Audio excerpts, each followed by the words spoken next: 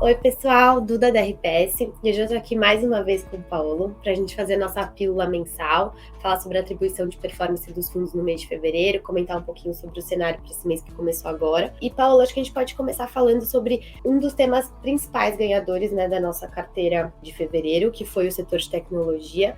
E a gente pode falar que a gente estava short em algumas empresas, principalmente Tesla, e esse foi um tema muito vencedor para a gente esse mês. O que você pode falar sobre isso? A gente acha que a gente está vivendo um ambiente de inflação mundial persistente, difusa, e que vai forçar os bancos centrais a terem que mexer com taxa de juro mais do que o mercado está precificando. Verdade que agora entrou uma guerra no meio do caminho, isso mudou um pouquinho o timing das coisas, mas acho que não muda o fundamento. E quando essa taxa de juros sobe, porque uma inflação está mais alta, os ativos de duração mais longa sofrem mais. Então a gente já está com essa tese há bastante tempo, e esse mês de fevereiro foi um mês onde teve uma realização mais forte dessas empresas, principalmente as empresas de tecnologia, que queimam muito caixa e que geram valor só muito lá na perpetuidade. E aí uma das maiores posições era a Tesla, mas não só a Tesla, a gente tinha uma cesta de ações que é nessa direção, que é mais ou menos, a gente está expressando essa visão sobre inflação de diversas formas. Tomado no juro direto em alguns países emergentes e também nos Estados Unidos, comprado em commodities, que também tem a ver com isso, uma inflação mais alta no curto prazo ajuda as commodities, porque as commodities são geradoras de caixa de curto prazo, as commodities respondem a uma relação de oferta-demanda de curto prazo física importante, são ativos protegidos da inflação, entre aspas, e então a gente tinha essa visão preocupada com a inflação expressa de três formas: com juro, com as commodities e vendido nessas empresas de tecnologia de múltiplo muito alto. Os três funcionaram no mês de fevereiro. Então, a gente comentou sobre as principais ganhos, né, da nossa carteira, e do outro lado, a nossa principal perda, a gente pode dizer que foram os cíclicos domésticos e os bancos tradicionais, né, que a gente também estava short nesses temas. O que você pode falar sobre os principais acontecimentos de fevereiro que levaram a gente a ter esse resultado? Bom, o que a gente está vendo na Bolsa Brasileira é uma entrada grande de investidor estrangeiro. São vários motivos, o juro está alto, então a moeda está relativamente protegida, a gente está vivendo um ciclo super forte de preços de commodities, portanto, está entrando bastante dinheiro para países exportadores de commodities tipo o Brasil. E toda essa confusão geopolítica, onde se posicionar no mundo do juro baixo, que permanece baixo no mundo, e para onde esse dinheiro vai, né? Então o dinheiro estava indo para a Europa como uma ideia de um lugar barato, índices que tem bastante coisa de commodity dentro deles, e estourou a guerra, né? Eles já estavam se antecipando que a tensão estava alta entre Rússia, Ucrânia e Europa, e esse dinheiro tem que ir para algum lugar. Aí olha outros países emergentes, você tem a China numa dinâmica difícil também, para o investidor, nas questões de tecnologia, dúvidas sobre quanto desse dinheiro investido em empresas chinesas vai voltar para o acionista. Aí você tem outros países emergentes que são short commodities e que estão sofrendo esse choque de commodities violento, a Índia, a Turquia.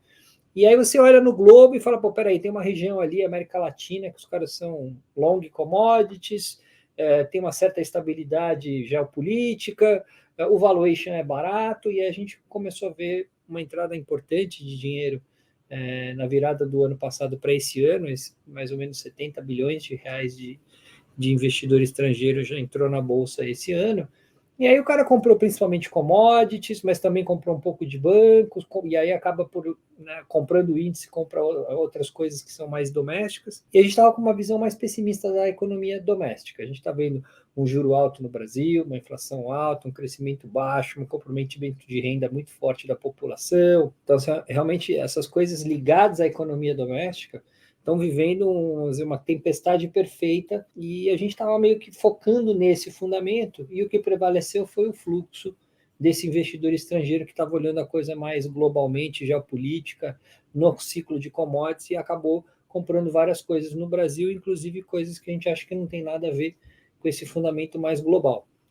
A gente estava short em algumas delas, bancos, por exemplo, então a gente meio que sofreu aí nessa parte short Brasil, que se você olhar os fundamentos, né, o juro não para de subir no Brasil, que teoricamente é ruim para investimento em bolsa, a renda fixa vai ficando cada vez mais atrativa e não para de ceder, Aliás, uma das coisas que a gente faz muito aqui é a conta. O que está mais barato? As ações, né, o Equity Risk Premium das ações, ou a NTNB longa, e nesse tipo de análise que a gente faz aqui hoje, a gente olha a Bolsa Doméstica, ajustada pelo juro real que o Brasil está vivendo, e vê uma Bolsa Doméstica cara, com um fundamento bastante ruim da economia, das empresas, do crédito, da renda, que nem eu disse. Mas o que aconteceu foi que o investidor veio comprando, principalmente as commodities, mas não só commodities, e puxou um pouco de tudo. Então isso explicou um pouco a nossa perda nos temas domésticos no mês passado.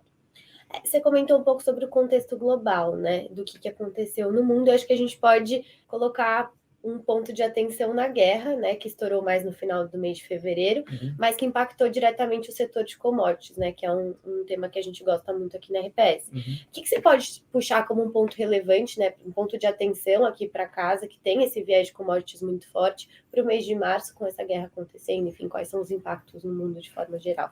A gente continua comprado na tese, a gente não estava prevendo guerra, a gente está falando sobre commodities já há bastante tempo, tem mais de um ano que a gente vem investindo em commodities, porque a gente acredita que está diante de um ciclo mais longo, mais por uma questão de falta de oferta do que até propriamente pela demanda. A boa notícia é que a China está voltando a estimular a sua economia, a economia que mais consome commodities, então é um driver positivo, e o principal é esse problema de oferta que a guerra está acentuando, né, no petróleo, no alumínio, no níquel, e a gente está vendo aí os preços até saírem da casinha e irem em patamares que nem a gente estava imaginando. A gente olha a geração de caixa das empresas associadas a isso e não vê ainda refletido no preço das ações, apesar de elas terem subido, a brutal geração de caixa que essas empresas vão gerar. Então a gente está gostando de permanecer com commodities, a gente reduziu muito pouco a nossa posição, apesar de ter subido bastante as ações. Então a gente está meio que numa tese mais de longo prazo, vai ter vol, o preço subiu de elevador, pode ser que ele caia, pode ser anunciado alguma coisa relacionada à guerra que eventualmente arrefeça, mas a gente está mais na ideia de ter isso aí para o médio prazo, que a gente acha que a geração de valor que esse ciclo mais longo de commodities vai gerar para o acionista dessas empresas vai ser muito forte.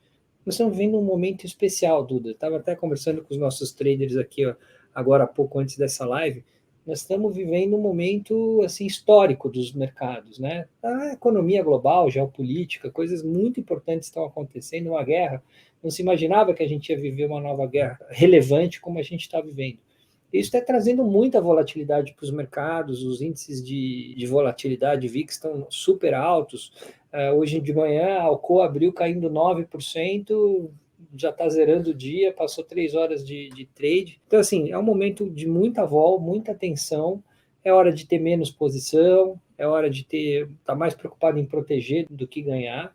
A gente tem ganho, a boa notícia foi o mês de fevereiro e agora o mês de março a gente tem sido positivos para a gente, mas assim, com humildade. A gente sabe que está vivendo um momento especial, muitas coisas não controláveis estão acontecendo, e aí a nossa preocupação maior na gestão de todos os fundos da casa tem sido em controlar o risco, de ter bastante hedge, diminuir posições, porque, enfim, tem muita coisa acontecendo, coisas que a gente controla e coisas que a gente não controla. Um pouco da regra de bolo do que a gente tem feito aí nos últimos meses, e acho que a gente vai continuar até que o cenário geopolítico, econômico, global se mostre um pouco mais previsível.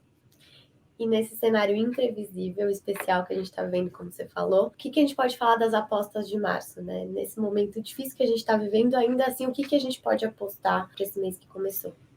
A gente está tentando manter a coisa relativamente estável, não ficar mexendo para cá e para lá, porque nesses momentos de alta vol, se você tem baixa convicção e ficar mexendo muito, você mais destrói valor do que gera valor.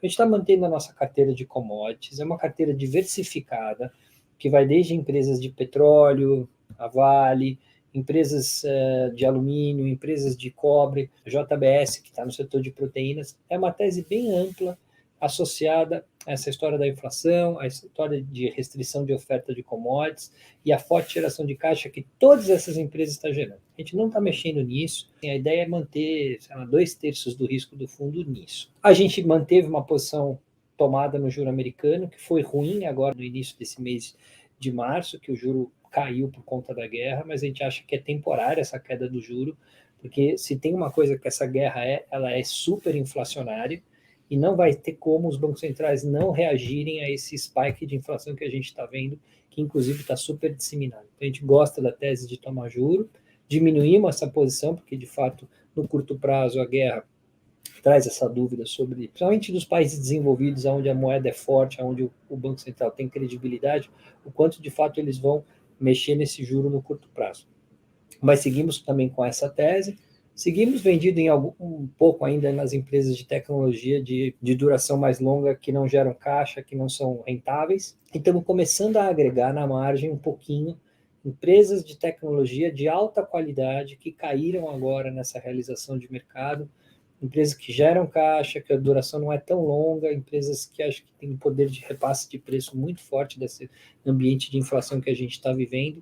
Então, assim, na margem, se eu tivesse que dizer, o que a gente está fazendo um pouco é agregar um pouco empresas de tecnologia de alta qualidade nos Estados Unidos, Microsoft, Google, principalmente. Então, a nossa ideia é ter um pedaço da posição que seria contrária à tese da inflação, contrária à tese do juro para cima, que são as empresas de tecnologia, só que privilegiando qualidade. Eu acho que, como regra de bolo também, para esse momento que a gente está vivendo, é privilegiar a qualidade. A gente está vendo uma oportunidade de aumentar um pouco a posição dessas empresas de alta qualidade americanas que caíram aí. Microsoft está caindo 20% no ano. A gente acha um bom ponto de começar a montar a posição. Mas, no geral, uma carteira que tem menos net, que tem menos gross, muito líquida, para esperar para ver o que vai acontecer nesse cenário macroeconômico e geopolítico, para a gente poder se posicionar mais forte, olhando um pouquinho mais para frente. Bom, Paulo, acho que é isso. Obrigada. Obrigado, Próximo Duda. mês a gente se encontra aqui de novo e até mais. Até mais.